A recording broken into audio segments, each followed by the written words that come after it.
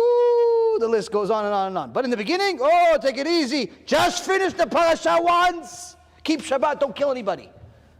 Stop stealing. So don't think about, oh, this is too big for me. No one's expecting you to finish everything today.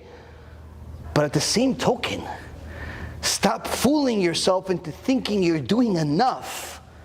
If you're going to show up at the judgment day in a few days from now and think, Akadosh Baruch Hu, I'm doing good. Why? I just donated $6, $12, $15, $50,000, whatever it is. I'm good. You're dreaming. The goal of a Jew, and needless to say, the goal of a human being, is to continue serving his Creator even more every day. Hence the reason why HaKadosh Baruch Hu is leaving you in this world. Now, if you don't get the point, then HaKadosh Baruch Hu has to tell you. And since you're not Moshe Rabbeinu or Isaiah or even the dust under their feet, and neither am I, HaKadosh Baruch Hu is not going to speak to you in simple language. He's going to speak to you in other ways. The bank account goes down, the marriage goes down, the problems go up. That's how he speaks. And Chachamim say, why is he speaking to me through this way? Says Rabbi Chaim Volozhin, he speaks to you in those ways because those are the ways that you need to fix. Meaning, if you have a pain in your arm, it's because you made a sin with your arm. If you have a pain in your head, that means because you made a sin with your head. If you have a pain in your pocket because you lost money, that means because you made a sin with money. Whatever pain you have, that's where the sin is. That's what you have to fix.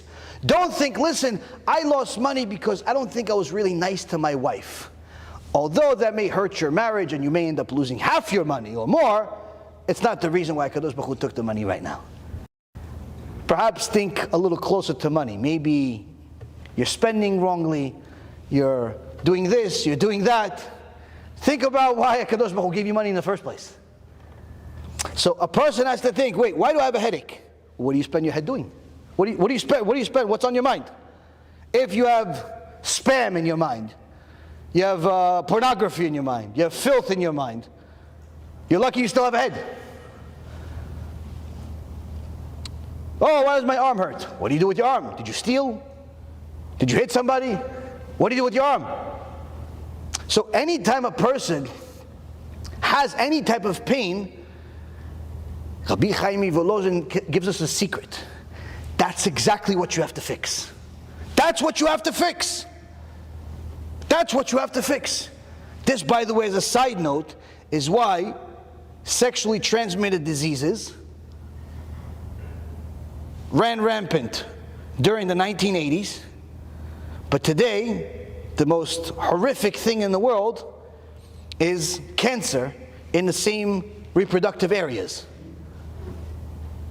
Breast cancer and cancer in the area of reproduction is the most common form of cancer for both males and females. And it's also the most lethal. Why? Virtually you won't find a single one of them didn't sin with that part of their body. And I don't mean just sin once in their life, I mean on a daily basis. And that's the reason why Kadosh Baruch Hu made that particular part of the body cause so much anguish to the world. It's not because he wants to bring anguish to the world. It's because he's trying to tell people that's what you have to fix. Stop being so promiscuous. Stop acting like some zoo animal. But unfortunately, people are not getting the message. And the leaders are not telling them the message, either because they don't know or they're scared of them. And people continue to lose family members, friends, and all types of possessions without a clue of why and what to do about it. This is one of the greatest things that HaKadosh Baruch Hu gave us, Rosh HaShana. Because Rosh HaShana is a time where it's in essence a reminder that you are responsible for you. And you have to fix you. And if you look at the real you, and not the you that people see, and not the you that's in your imagination, but the real you and who you are in comparison to what HaKadosh Baruch Hu wants, surely you will find something to fix. And if you take this into your life, start working on it, you'll see changes. But always remember that yes, it's good to give tzedakah, it's good to do a lot of good things, but don't turn any of that into a new God.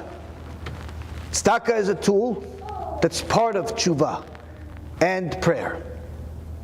Prayer is a tool that's part of the set that comes with tshuva and tzedakah.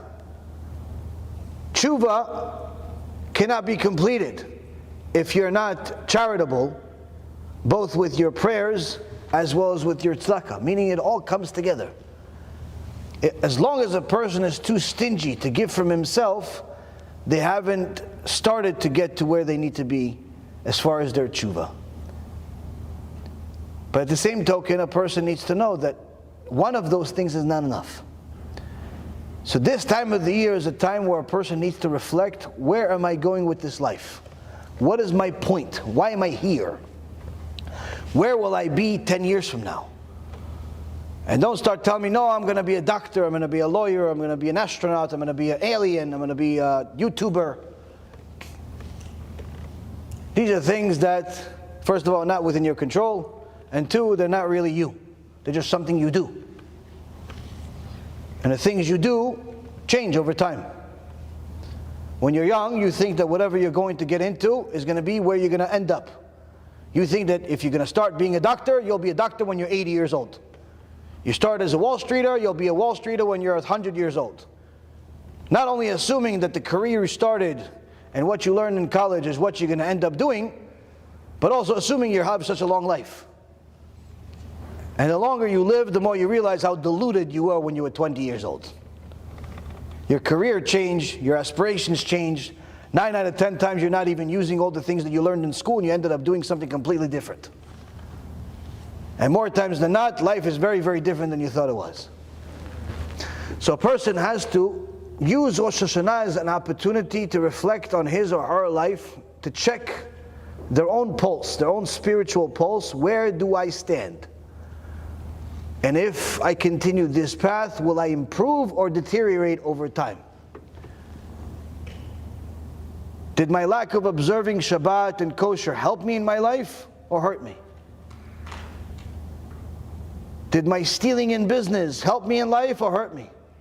Did my being, dishonest to my wife and kids help me or hurt me? Did all of the things that Hashem says is bad, did they help me or hurt me? Some people say, I was born homosexual, so that's why I'm this way. Yeah, but God says it's not allowed. Yeah, but God created me this way. He created you with a brain. He created you with eyes. He created you with a lot of different things.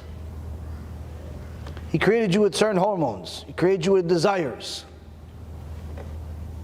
Just because you have all of those things doesn't mean that you have to use them against God. You have to learn how to control yourself. And a person that thinks that they're allowed to do whatever they want because they have a certain desire, the difference between them and an animal in the zoo in Israel or America is zero. In fact, the animal is usually more obedient.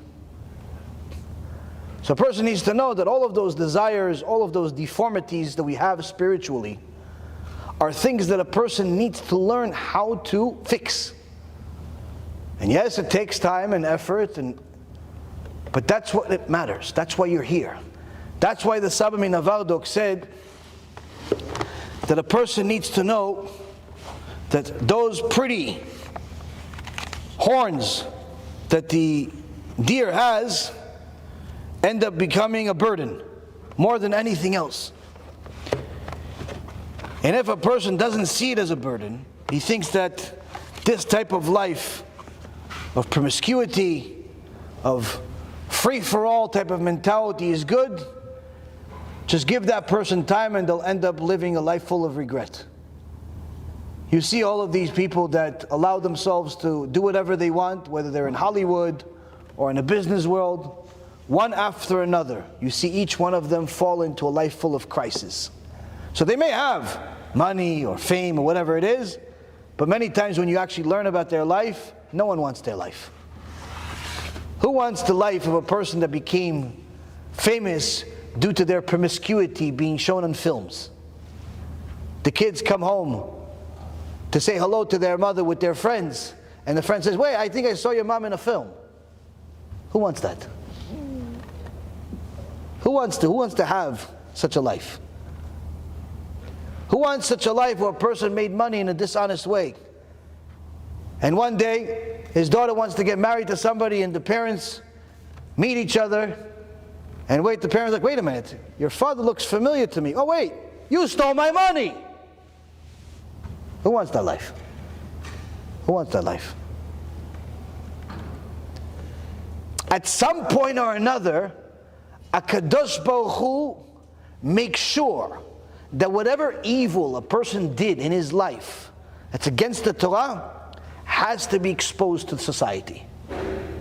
So it looks like they're winning in the beginning, because they have the fast cars and the house and the fame and whatever comes with evil. But push comes to shove, the bill has to get paid. The decree is passed, the cobra comes, he has to kill somebody. And although a person never thinks it's them, because last time it wasn't them, it wasn't because you weren't guilty. It just wasn't your turn. So a smart person sees life, sees what will be born out of it. These actions, what is he doing? What will come out of it? Right now, he's cheating in business. What's what come out of it? Oh no, I'm going to stop cheating. I'm going to stop selling coke or whatever, phenol or all types of other filth and poison that people are selling to society today. I was going to make some money and then I'm going to go into a legit business. You think HaKadosh Baruch Hu is going to let that happen? You think HaKadosh Baruch Hu is going to let you murder a bunch of people, steal from a bunch of people, ruin a bunch of people's lives, and you're just going to have a rosy life? What kind of God do you believe in? A puppy? It doesn't work that way. You can't just ruin people's lives and HaKadosh Baruch Hu is going to let you go to heaven. It doesn't work that way. He's a righteous God. Righteous God means he delivers punishment. That's what it means. So a person has to understand that whatever you're doing, if you really think about it, what's going to come out of it? If it's not the will of God, 10 out of 10 times bad will come out of it. It's just a matter of time.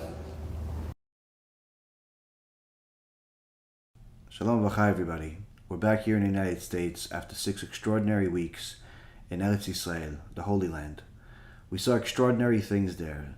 The beauty of the Kotel, the beauty of the land itself, and of course, the extraordinary beauty of the Chachamim. A huge event where several thousand people showed up to honor the Torah alongside us and also hear the wisdom of Gedolei Ador was what we started the trip with. But along the next several weeks, we got to meet many other Chachamim, spoke in many different places, kollels, yeshivot, Batei Knesset, and we got to see some of the most extraordinary things I've ever seen in my life.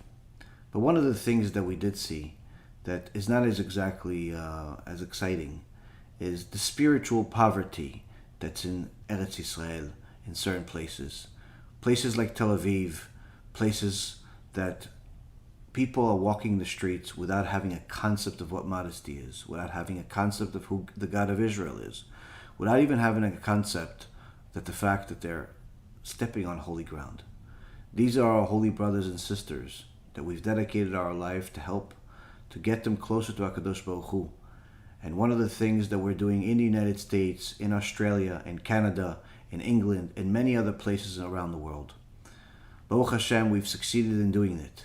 But one of the other things that we did see is also that there's a material poverty. A material poverty is simply so abundant, so extraordinary that it breaks your heart. We're sitting in our house when the next door neighbor decided to pass by to say hello, and while they were saying hello, they asked us if we have any extra toys because they simply couldn't afford to buy their kids any toys. Of course, my kids gave them their toys, and Baruch Hashem, we got to fulfill the mitzvah. But there are thousands upon thousands of these types of families of chachamim, families of tzaddikim, that simply have poverty as a standard way of living. These are the types of families that we've dedicated our lives to help as well. Over the last few years, we've helped tens of thousands of people to feed them during the holidays, to get them toys, to get them clothes, to get them beds, to get them whatever we possibly can. During this trip, we also lost a very dear friend, one of our partners in the distribution, a very dear friend of ours, Giveret Ital, that really dedicated her life to helping Am Yisrael. We're going to miss her, but as a dedication to her, as a dedication for Klal Yisrael, and as another way to honor our Kadosh Baruch Hu, we're continuing to do our food distribution as well as our spiritual distribution. We need your help. This time of the year is Rosh HaShana, Yom Kippur, Sukkot, the high holidays. These are the times where most people donate the most of their money during this time of the year, because they need the righteous judgment. They need the good judgment. They need to be blessed with a new child, with financial success, with a health miracle, with all types of issues. And Baruch Hashem, people know that the blessings of the Mizakei Rabim, people that have dedicated their life to helping Am Yisrael, those blessings get a special VIP treatment in Shamayim. Over the years, we've had many people tell us how each and every single one of their blessings that they received from us was fulfilled during that year.